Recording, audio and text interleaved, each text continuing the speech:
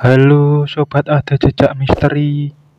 Bayangkan sebuah dunia membeku di mana malam bisa berlangsung berbulan-bulan dan alam menjadi penguasa utama kehidupan manusia. Di ujung utara bumi tersembunyi dalam salju dan es, hidup sebuah peradaban kuno yang penuh misteri, suku Eskimo atau Inuit. Tapi tahukah kamu bahwa mereka memiliki sistem kepercayaan dan mitologi yang kaya akan kisah dewa-dewi, roh alam, dan makhluk gaib?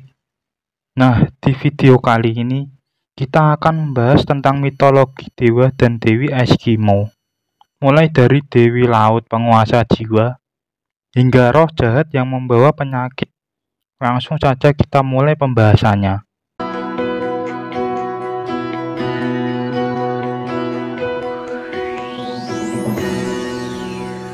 Mitologi Eskimo. Sebelum masuk ke tokoh-tokohnya, kita perlu memahami dulu latar belakang kepercayaan masyarakat Eskimo. Istilah Eskimo sebenarnya mengacu pada kelompok masyarakat asli yang mendiami wilayah Arktik seperti Alaska, Kanada, Greenland, dan Siberia bagian timur. Namun banyak dari mereka lebih suka disebut sebagai Inuit atau Yupik. Mitologi mereka sangat erat dengan kondisi lingkungan ekstrim tempat mereka tinggal. Sedna, Dewi Laut. Dewa atau dewi paling terkenal dalam mitologi Inuit adalah Sedna, sang dewi laut. Sedna adalah penguasa samudra Arktik dan semua makhluk laut di dalamnya.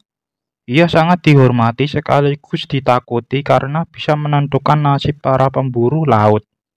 Jika Sedna marah, maka lautan akan menjadi ganas dan hasil buruan seperti anjing laut, paus, dan ikan akan lenyap. Menurut salah satu versi legenda, Sedna dulunya adalah seorang gadis cantik yang menolak semua lamaran pria. Suatu hari, ia dipaksa menikah dengan seorang pria misterius yang ternyata adalah roh burung laut. Ayahnya mencoba menyelamatkannya dan membawa Sedna kembali dengan perahu. Namun saat melintasi lautan, roh burung itu menciptakan badai besar. Ayahnya ketakutan, melempar Sedna ke laut agar badai mereda. Jari-jari Sedna yang terpotong itu berubah menjadi anjing laut, paus, dan hewan laut lainnya. Sedna sendiri tenggelam dan menjadi dewi laut. Aningan, dewa bulan. Selanjutnya ada Aningan, dewa bulan dalam mitologi Inuit. Aningan dikenal sebagai saudara dari dewi matahari Malina. Dalam salah satu kisah populer, Aningan dan Malina awalnya tinggal bersama, tapi kemudian terjadi insiden yang membuat Malina kabur ke langit, membawa obor yang menjadi matahari. Aningan mengejarnya sambil membawa obor juga, dan itulah mengapa bulan seakan selalu mengikuti matahari. Sebab Aningan masih terus mengejarnya. Menariknya, perubahan fase bulan dianggap sebagai tanda bahwa Aningan sedang kelelahan mengejar Malina, dan bulan yang penuh menunjukkan ia baru saja selesai makan dan mendapatkan kekuatannya kembali. Malina, dewi matahari. Malina adalah dewi matahari dan sering digambarkan sebagai sosok penuh cahaya dan kekuatan. Dalam beberapa versi cerita, Malina lari dari saudaranya Aningan karena insiden buruk. Bahkan dalam beberapa versi, termasuk yang lebih gelap, disebut bahwa Aningan melakukan kekerasan terhadap Malina yang membuatnya melarikan diri. Malina kemudian membawa cahaya ke dunia dengan obor, sehingga muncullah matahari.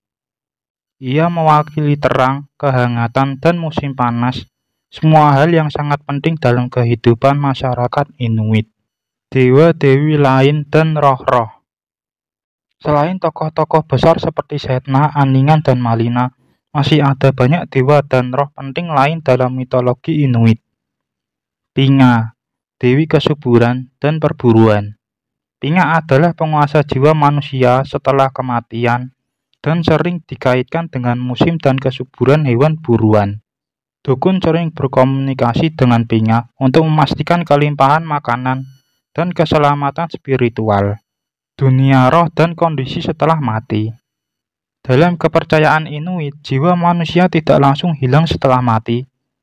Jiwa itu masuk ke dunia roh atau Adlifun, yang dipercaya berada di bawah dunia, tepatnya di dalam laut, tempat tinggal Setna.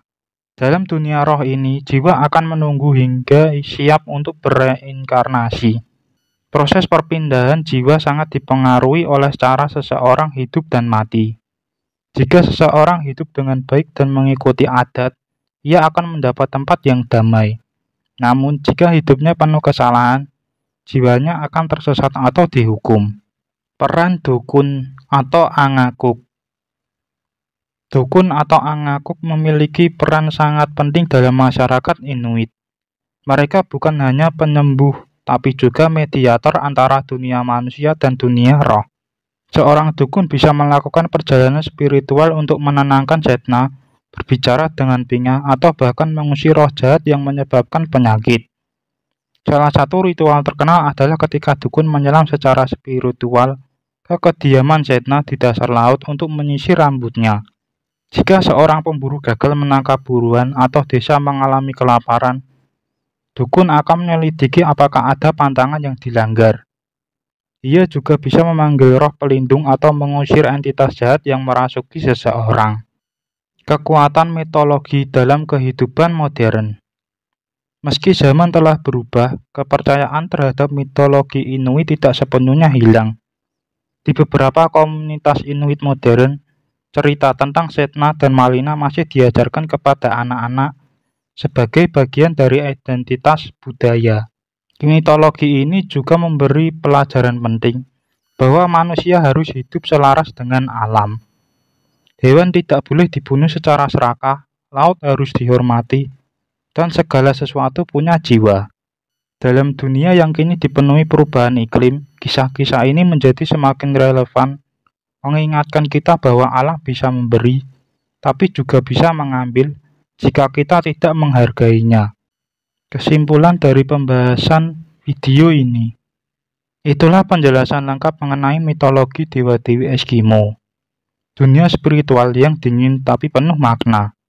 Dari Setna sang dewi laut yang tragis, hingga Malina dan Aningan yang mengejar satu sama lain di langit, semuanya menunjukkan betapa dalamnya hubungan masyarakat Inuit dengan alam dan kekuatan tak kasat mata. Jika kamu suka video seperti ini, jangan lupa like, komen, subscribe, dan aktifkan lonceng notifikasinya agar kalian tidak ketinggalan video-video terbaru dari channel ini. Sampai jumpa di video berikutnya. See you next time.